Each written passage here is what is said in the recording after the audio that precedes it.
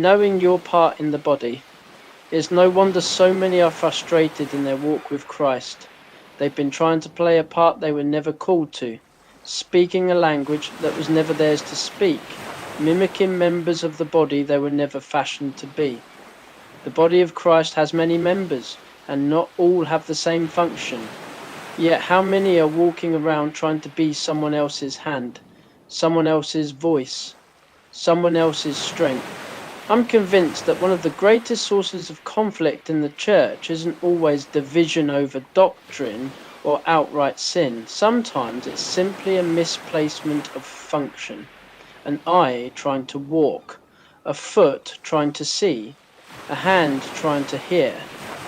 What happens then? Criticism, confusion, competition, and then discouragement. Eventually silence. Many leave not because they never loved God, but because they never found where they fit, and perhaps never asked. We don't get to choose our part in the body, that's God's doing. 1 Corinthians 12:18 makes that clear. But now hath God set the members every one of them in the body as it hath pleased him.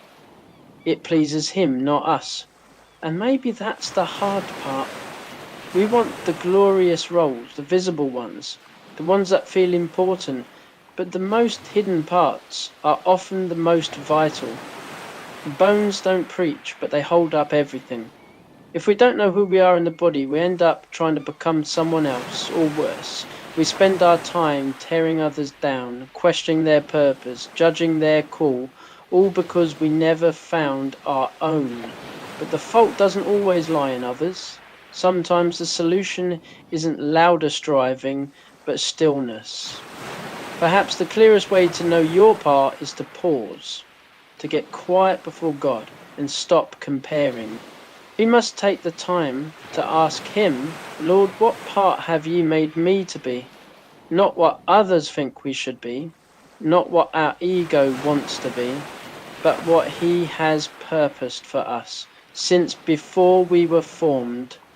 If you find yourself criticizing others more than encouraging them, maybe it's not discernment, maybe it's displacement. Maybe you're not operating where you belong.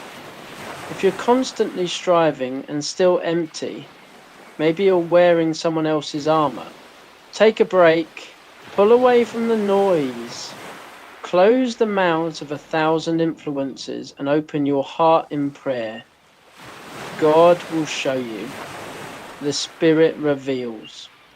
But only when we stop trying to earn a position and start listening for direction. In the body of Christ, you do belong, but not just anywhere. You belong where He placed you. And there, only there, is peace.